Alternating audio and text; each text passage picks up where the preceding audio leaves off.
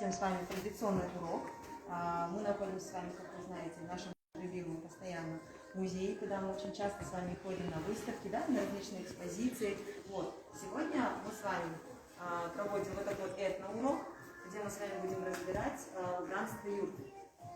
Как вы думаете, что это такое? Что такое юрта вообще? Кто-нибудь знает? Казахский дом. Казахский национальный дом, да. Как он выглядит? Сейчас мы с вами видим только ее внутреннюю часть. А кто скажет, как выглядит юрта внутри, снаружи? Что за форма? Она такая цилиндрообразная и вверху конус. Да. Цилиндрообразная форма с конусом, правильно, на крыше. У нее есть окна? Нет. Есть. Одна единственное окно, да, которое находится на самом потолке. Это называется шанарах. Хорошо. Как вы думаете, символ чего шанарах является?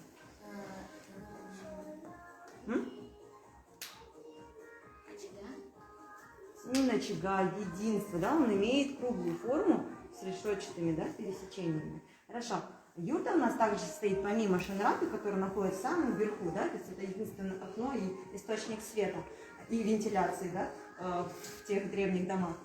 Также она состоит из крыши, да, которая называется уг, да, и также стен, которые называются кериге. Вот. Вы видите их вот как раз-таки за вот этими коврами сзади. Юрта у нас всегда, когда заходили в гости, обязательно был такой традицией. Была такая традиция, как поздороваться, салем виру. Да? То есть в древние времена являлась основным вот этими,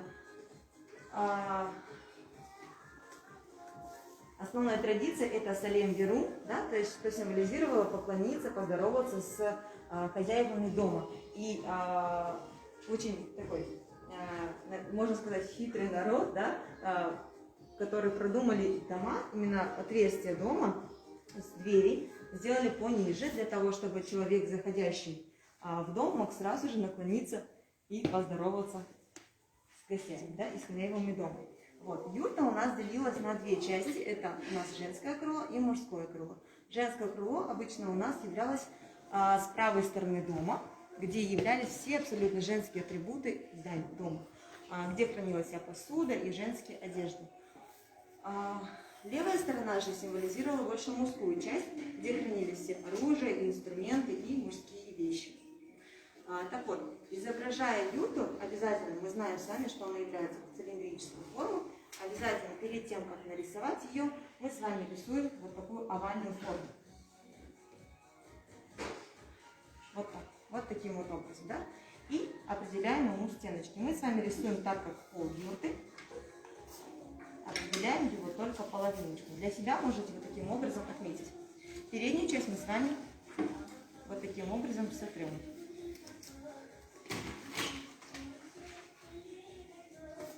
Вот таким образом.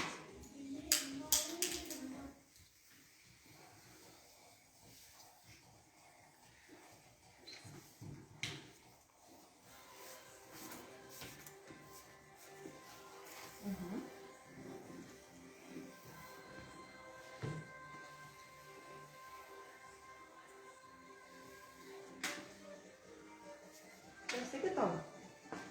Итак, как мы уже говорили ранее, юрта у нас делится на два крыла. И давайте таким же образом мы с вами разделим тоже на две части. Делим мы их сами с помощью баскура, которые украшали дома, являются основным декором.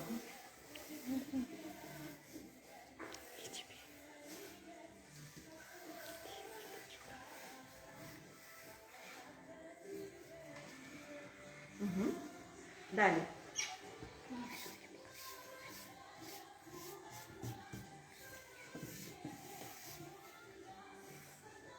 Ух ты, Сонь, ты уже быстрая такая, как ты быстро все нарисовала. Тебе так не терпелось нарисовать? Смотри, теперь не забудь про перспективу, да? Сейчас перед проектом машина перспективное освещение.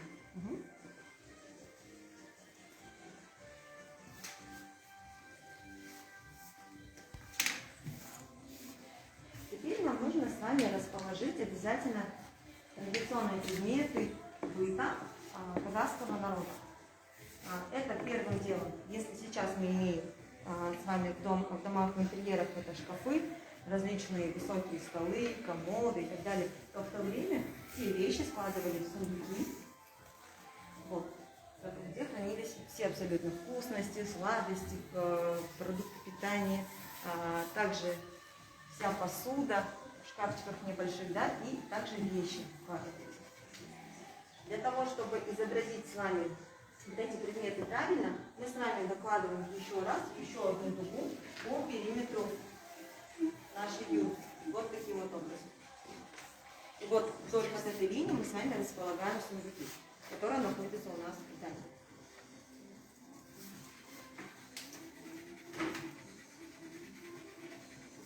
Далее мы с вами должны определить обязательно высоту этих предметов. Можете провизировать, да, известным вам методом. Вот таким образом завизируйте, сколько раз у нас помещается сундуки, высота сундука по отношению к высоте стен.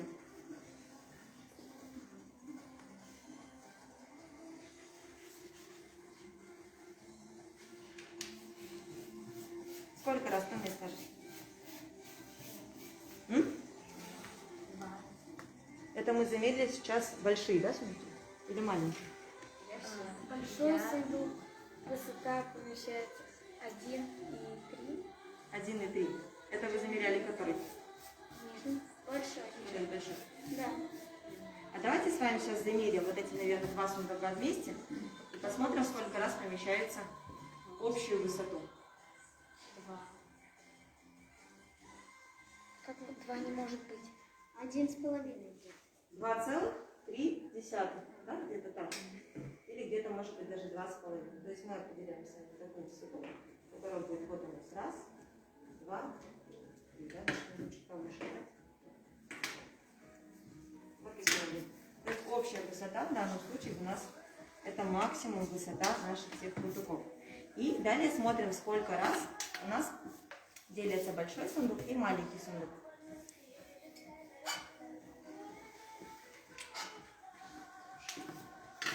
Для того, чтобы у нас с вами пропорции были правильные.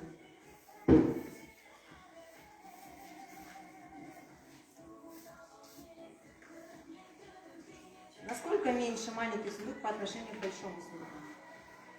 Чуть-чуть. Чуть-чуть совсем? Насколько конкретно можете назвать? На сантиметра 5.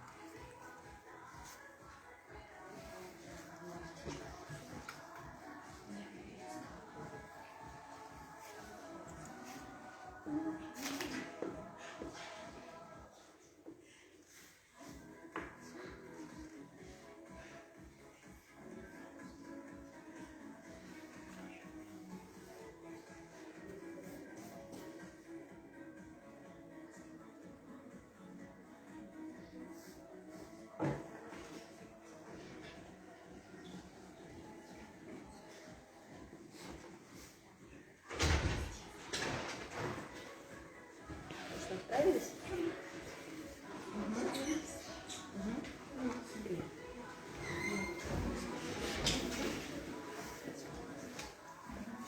Мы с вами замеряем, получается, большую часть по отношению к меньшей части. И тут же получается наш основной дом вот здесь. Дальше нам нужно определить боковые стеночки. Не забывайте про перспективу. В данном случае у нас используется фронтальная перспектива для изображения наших сундуков прямо, и угловая перспектива для изображения их с определенного ракурса угла.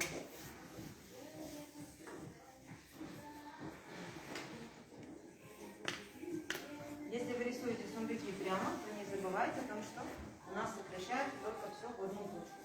Вот. Да? И те, кто рисует у нас сбоку, получается, вот таким вот образом у нас проходит с вами уголочек.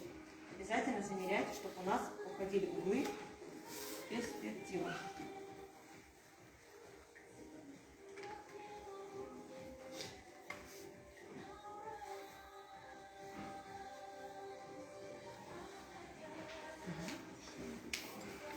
И по центру, получается, у нас любой юрты, да, обычно располагается дастархан.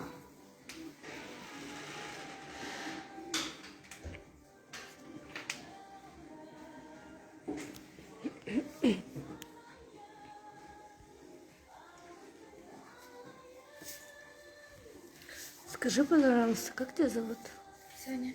Саня. Ты давно Соня. Соня, да? Как ты давно ты рисуешь? Да. Нравится? Да. В основном что любишь рисовать? Натюрморт. Натюрморты, да. Натюрморты, да? Больше графика, акварель или масло? Гуашь и карандаши. Гуашь и карандаши. Сейчас рисуем что мы? Сундуки, да? Да. Спасибо.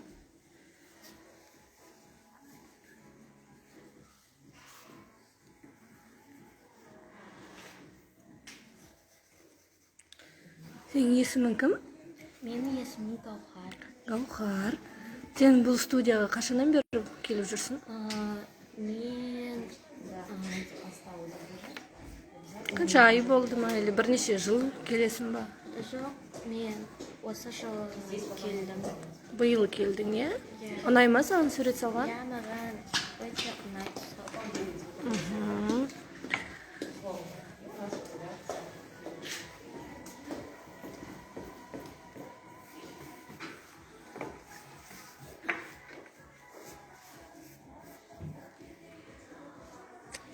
Ал сенің есімің кім? Батухан, Батухан, иә? Сен қандай суреттер салғанды ұнатасың? натюрморт пен жануарлар. Натюрморт пен? Жануарлар. Мгм. Көбінесе ұлдар, мысалы, машина салғанды ұнатады. Саған ондай аса ұнамайды, иә? Мгм. Ұлттық нақышта сурет салғанды ұнатасың, иә? Иә. Жарайсың.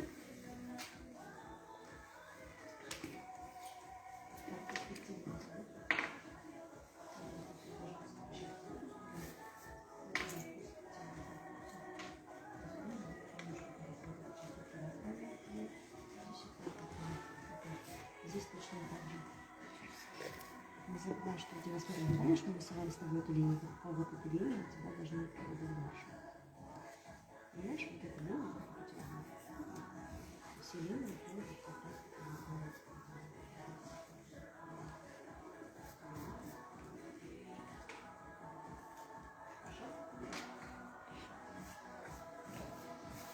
Обратите внимание на остов, который находится у нас в разных абсолютно плоскостях, да? Какие-то лежат на поверхности, да, ровненько, а какие-то немножечко под углом, под наклоном. То есть у них и силы, у них уже все разные.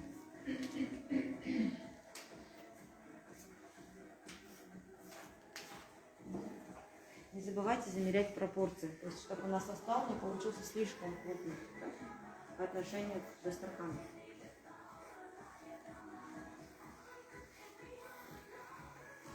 Как вы думаете, почему я стал прямоугольник?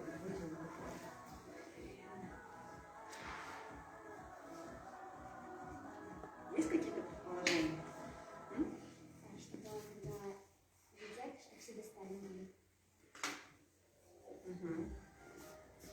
А стол весь круглый? А стол вытянут.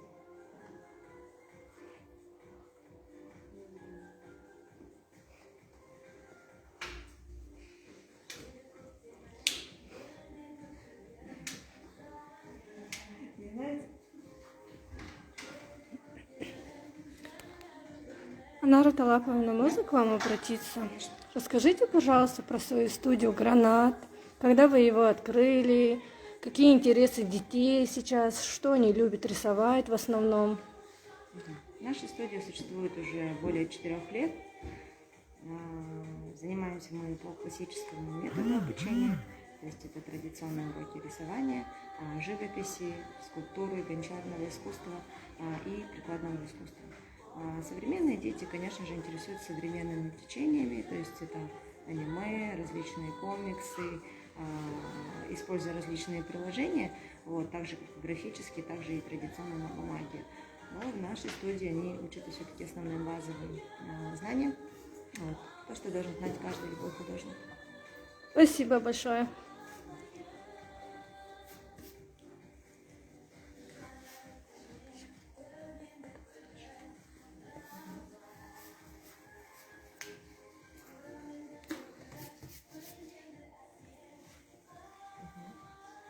Линии, которые к нам близки, те, которые более выразительные, вы их выделяете толще, пожирнее. Те, что у нас далеко, можно оставить их светлыми. Вот таким образом. Чтобы было понятно, какой предмет нам ближе, какой дальше. Если брать, например, сундук, то точно так же, да? Большая часть, меньшая часть.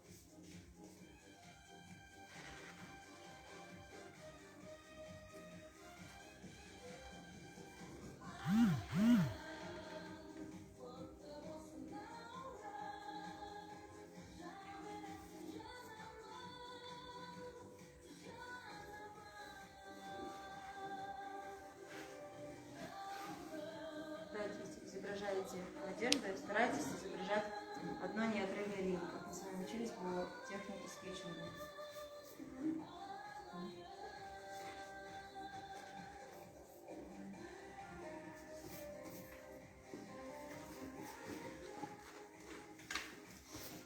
Обратите внимание на орнаменты, которые украшают помещение юрты, да? То есть если сейчас мы используем с вами чаще всего обои, различные декоративные фактуры, да, и у нас есть твердые стены, так как это ранее являлся домом-трансформером, который можно было складывать и кочевать из одного места в другое место, соответственно, стены были как гармошечка, да, они раскладывались и обратно складывались.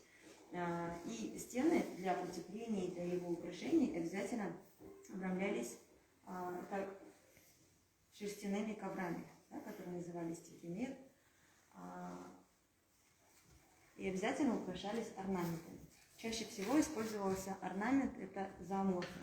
То есть, если вы знаете, да, мы проходили с вами, орнаменты по своей классификации делятся на 4 вида. Да? Один из них, чаще всего распространенный, это зооморфный стиль, который символизирует различные виды животных, условно его обозначение. И также использовались геометрические орнаменты, которые использовались у нас в Баскурах. Вот. Как раз сейчас на том этапе, когда вы уже расположили, закомпоновали предметы, и можно уже приступать к декору. Это, соответственно, используя орнаменты. Все, что находится в юрте, все делалось вручную.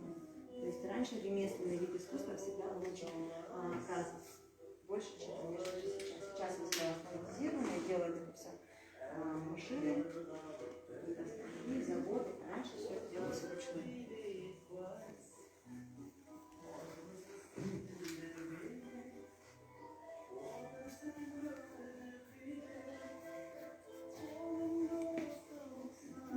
Вот если приглядитесь, девочки, мальчики, смотрите, вот здесь идет ставка, вот это вот светлая, это костик. сделано в технике инкрустации. То есть обрабатывалась говяжья кость, которая потом вырезалась в нужные нам орнаменты, и уже таким образом украшали сундуки и различные предметы быта.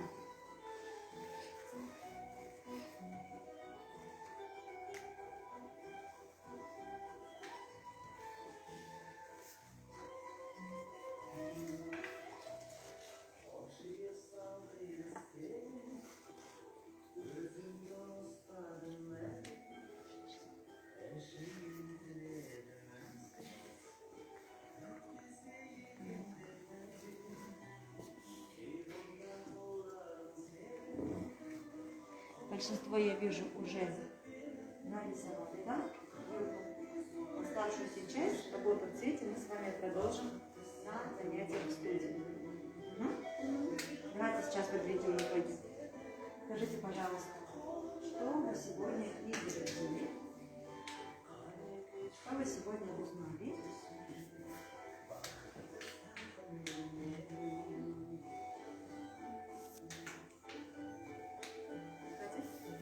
О том, как делают орнаменты из гвоздей.